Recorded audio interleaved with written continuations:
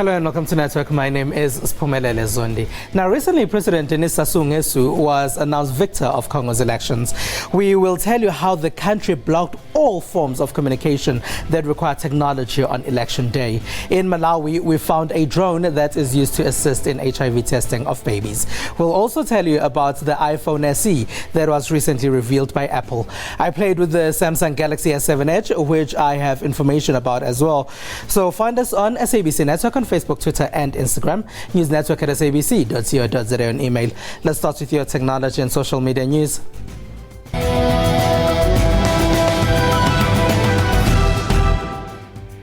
Now, Malawi has started a test program that will use drones to improve access to HIV testing for babies. Various factors, including poor roads and high transport costs in remote areas, often result in delays in testing. This prevents access to vital antiretroviral treatment. It's hoped that this new technology will help.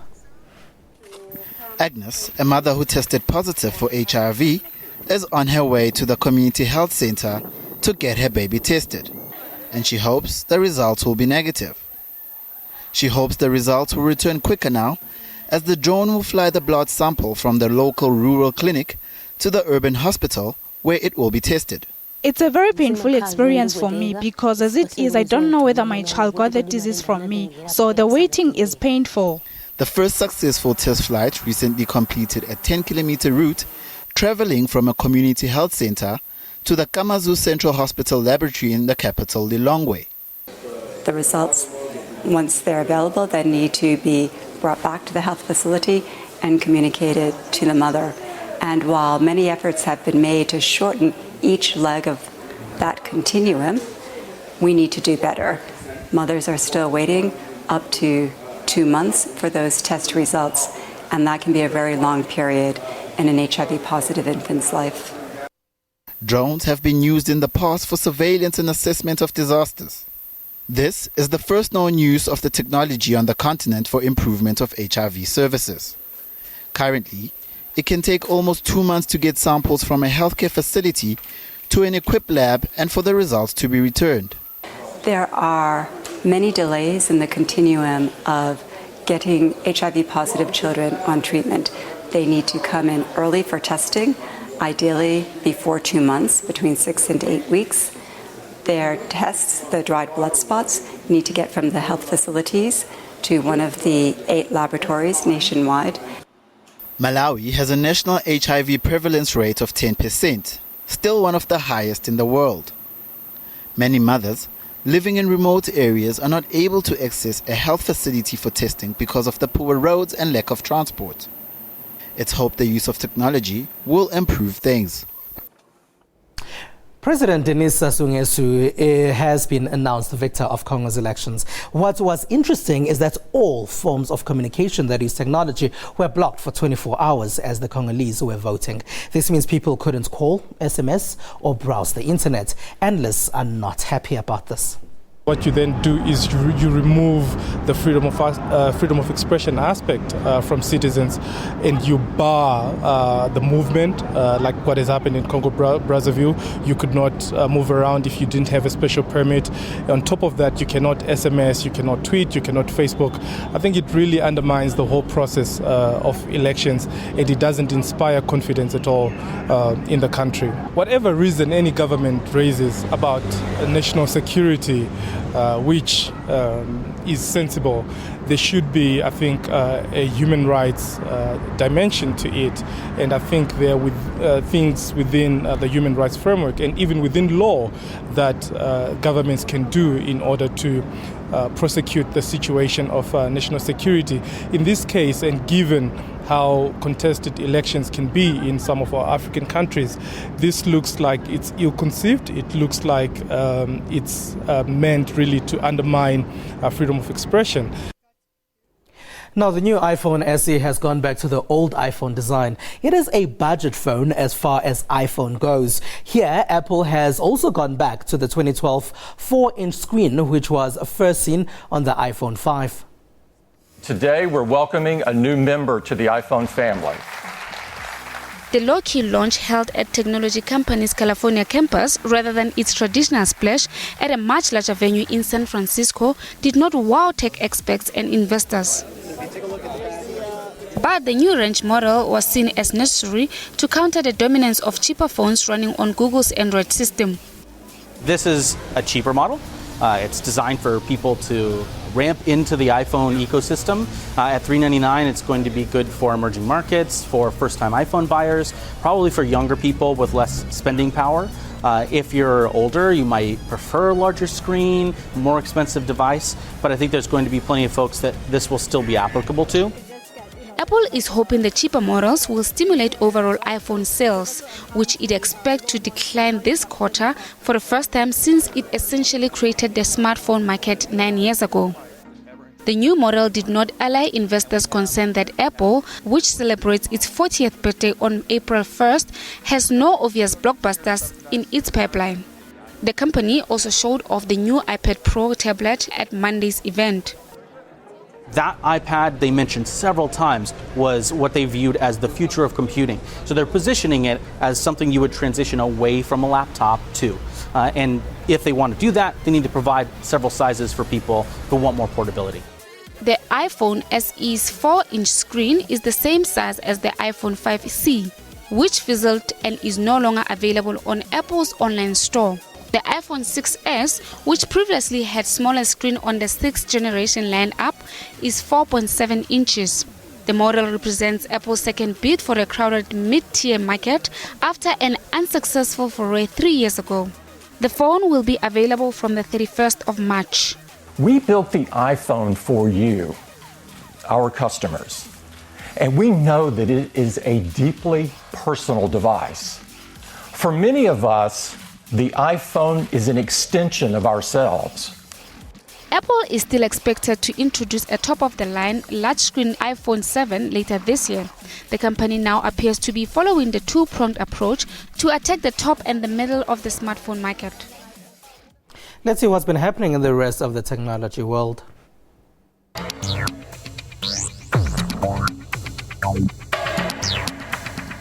This is what took place in the rest of the tech space. Uber drivers around the world have faced threats and protests from regular taxi operators who say cheap fares from Uber drivers are driving them out of business. Now in Kenya, regular cab drivers threatened to paralyze transport if the government did not drive the Uber taxi service from Nairobi. Now, some local taxi associations are looking into ways they can innovate to compete with Uber in a market they say they know better. Whether we like it or not, it seems we have to embrace technology, you see. Because you have to concede when you realize that you cannot win a fight. You cannot fight Uber operators on our streets. Alon Litz, Uber's general manager for sub-Saharan Africa, said focusing on convincing traditional taxi drivers to work for the ride-hailing service was a key part of the company's plan to expand across the continent. Now moving over to the land of some of the world's best chocolates, Swiss watchmakers change approach to embrace smartwatches. The country's watchmakers, who once dismissed smartwatches as short-lived gadgets, are now racing to grab a share of a fast-growing market via technology partnerships and stepping up investments. Shipments of smartwatches overtook traditional watches in the final quarter of 2015, according to Future Source Consulting.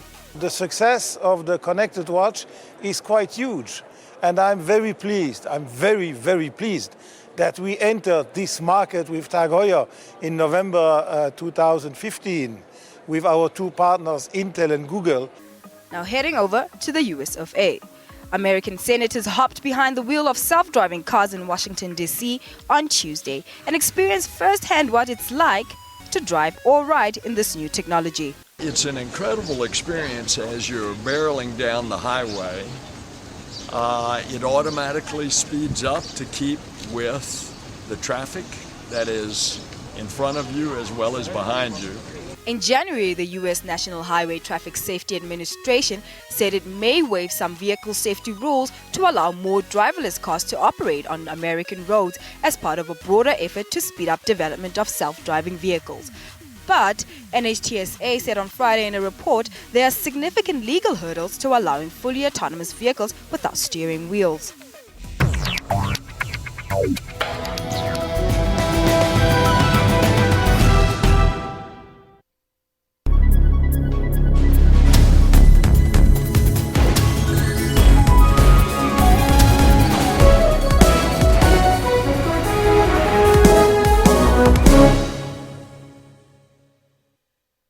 good afternoon. You're watching the Midday Report. Lunchtime news amplified. But for now, this is what they call home.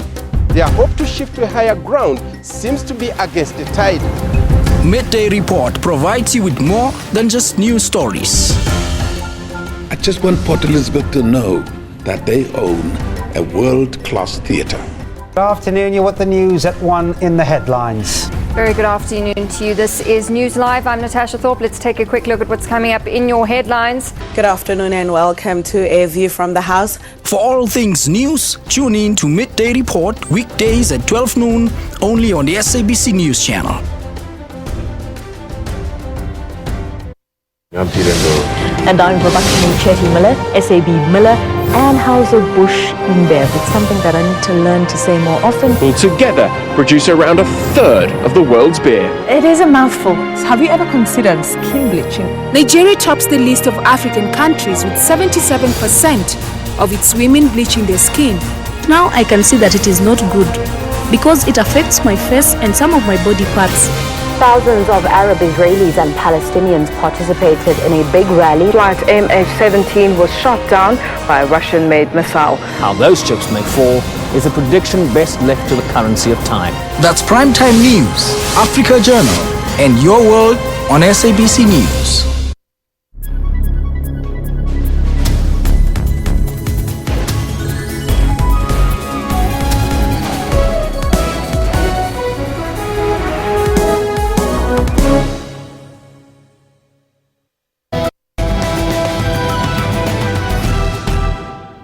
The SABC Network on Facebook, Twitter and Instagram. Thank you very much for being a part of our network tonight. Now, the Protection of Personal Information Act aims to protect consumers from many things, including cybercrime. This blocks companies you give information to from sharing it with third parties. When you sign a contract with a company, a bank or a shop, you don't expect them to share your details with anyone else. But many do, which is why you start getting SMSs or emails telling you about new products you should sign up for. The Protection of Personal Information Act, otherwise known as POPI, changes all of that. POPI really focuses on the electronic element only, in terms of SMSs, the phone calls that you get, the emails that you get. In particular around watching out for things like phishing exercises. This was first tabled in 2008. President Jacob Zuma signed the Protection of Personal Information Act in 2013. It became law on 26 November 2013. South Africa is not unique in this, as the law exists all over the world. Well, it's our constitutional right to privacy. That's the first thing. And if that understanding, you can certainly ask the question. Before divulging any information, ask the question, where did you get my information from? What's the source of this information, etc. Apart from reputational damage, if companies choose to ignore the POPI Act, then they will soon get hefty fines and even jail sentences. Now, the disposal of e-waste is another method of protecting consumer information. We caught up with experienced CEO Wale Arewa, who told us how companies should do this. It's a necessary law. South Africa is the third most prominent country for cybercrime, which is the fastest growing crime in the world today. What the Protection of Personal Information Act seeks to do is to protect industry and make us ready for holding data, using data, and making sure that we are joining the global financial community, which also would attract investment into South Africa. Mm-hmm. But does it only protect companies? Does it not protect consumers as well? Well, companies hold consumer information, and it does protect the small guy, the guy in the street, because before the Protection of Personal Information Act, which I'll refer to as POPI, there was no recourse in law for people to, no recourse for people. They hadn't the companies hadn't broken any laws, so there was no recourse for the small man to sue the companies. Why is it so important for this information to be held by the company and not given out to anybody? Well, again, cybercrime. The people can clone your identity, and basically they can ruin your life if they have access to your ID number, your personal information in general. So it is very important for companies to be able to protect your personal information. So if I find as an individual that a company has shared my information with somebody, what can I do? Can I do anything about this? Well, now that we have the Personal Information Act, you are able to go to court and sue companies for that. But what the law also does, it appoints a regulator, and the regulator will actually carry the fight on behalf of the small guy. But one area that is commonly overlooked with companies trying to protect the personal information of people is at time of disposal. And it's very important to make sure that you dispose of your computers and your laptops and any other computer equipment in a professional manner. Now, Wale, if you're saying it's at the time of disposal, I would think that if I've chucked a computer out, then I'm done with that computer. The information is going to be destroyed somewhere by somebody else. You're saying that's not so? No, not quite so, because as I said, cybercrime is the fastest growing crime in the world today. If you've got your computer while in use, it may be protected on a network, but hackers can still get in there. But if you're disposing of a computer, you have to make sure that the information is disposed of professionally, because unlike being online, if you've got a hard drive in your hand, it can be interrogated much more easily than it can be if it's in a computer online. Tell us briefly about that. How can companies then dispose of the computers properly? What's the right way of doing it? Well, you have to dispose of computers using the principles of IT asset disposal. IT asset disposal will govern how you dispose of computers at the end of life. And this would include a policy which would spell out responsibility, logistical patterns, chain of custody for the equipment, to make sure that the hard drives ultimately do not get into the wrong hands. Is it easy to do this? Is there somebody that can help with doing that? Well, companies like ours, Experian, we have been doing it many years before the Act came around. But in South Africa, we don't have many professional companies that are carrying out these services. It can be done quite easily if you do follow the principles of IT asset disposal. Well, that's Experian CEO Wale Ariwa, who joined us for a conversation about the disposal of EWaste that also protects consumer information. This week, we caught up with singer and actress Megan C, who told us about her favorite app.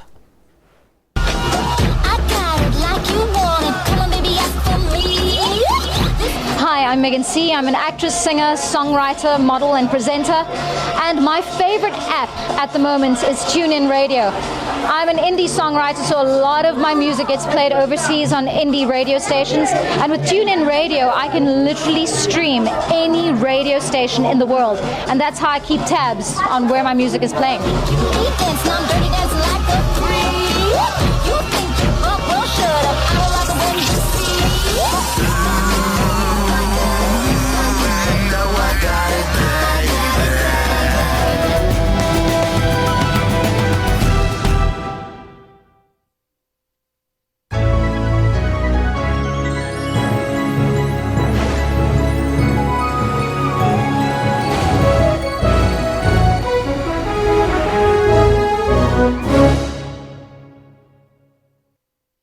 The deepening hunger crisis in Malawi is threatening the survival of children. And also it is the life-threatening part of malnutrition. Malawi is facing its worst food crisis in 9 years. Mugabe is the world's oldest sitting head of state, ahead of Queen Elizabeth of Britain. The veteran leader seeks to temporarily forget his party's problems and instead focus on his legacy. But he shows no sign of slowing down or stepping down from power after 36 years in office.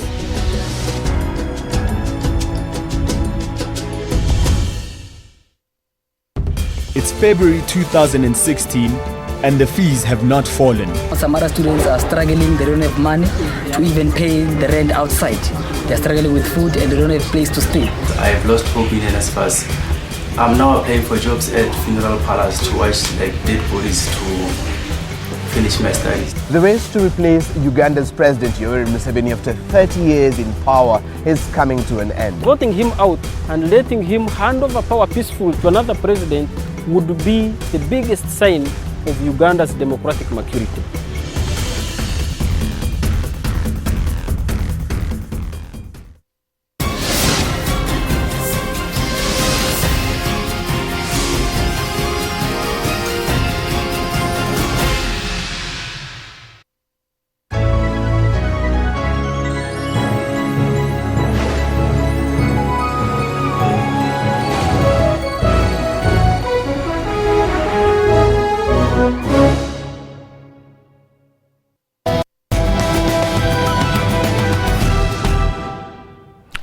Welcome back and thank you very much for being a part of our network tonight. Now we are on News Network at sabc.co.za. It's SABC Network on Facebook, Twitter and Instagram. Well, I've been playing around with the Samsung Galaxy S7 Edge. I like it, most of the things about it, except for the price tag of more than 14,000 Rand.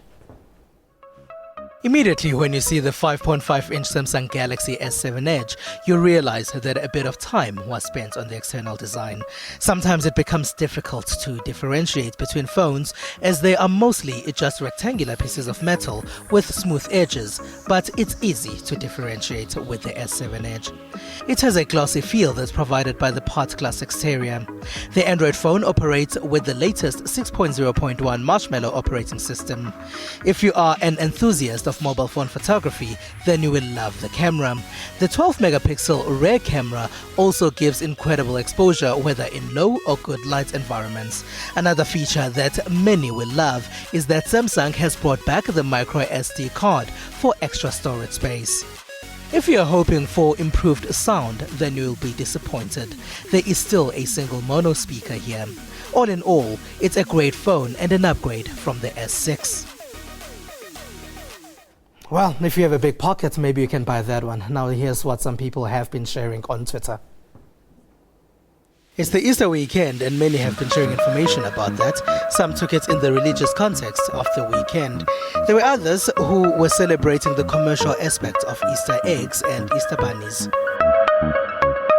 After a newspaper article about the police progress in the Senzo Meyiwa case, the late South African footballer started trending. Some were sharing their views. Others tweeted about how they think the law should act from here onwards. Some woke up early to participate in the Tshwane Cycle Challenge. Pictures of their participation were shared as well. A Kenyan woman shared badly photoshopped pictures of herself in China. She said she was on holiday. As a result, she was ridiculed online, but has been given a free holiday by a Kenyan businessman. We leave you with badly photoshopped pics of her that people have been sharing online. That's all we have for you. Find us on SABC Network on Facebook, Twitter and Instagram. It's newsnetwork at sabc.co.za on email. From Ms. Phumelele Zondi and the rest of the network team, have a good one. You can't touch this. You can't touch this. You can't touch this. You can't touch this. My music hits me so hard, makes me say, oh my Lord, thank you for blessing me. What am I to run and too hype me? It feels good when you know you're down. A super dope homeboy from the Oak Town, and I'm known as such. And this is a beat you can't touch.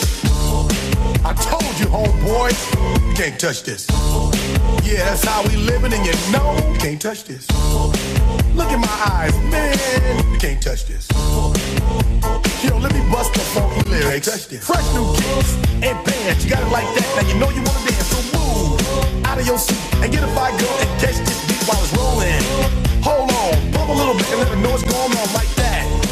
Like that. Hold on a minute, just fall on back. Let them know that you're too much. And this is a beat they can't touch. Yo, I told you, you can't touch this. Why you standing there?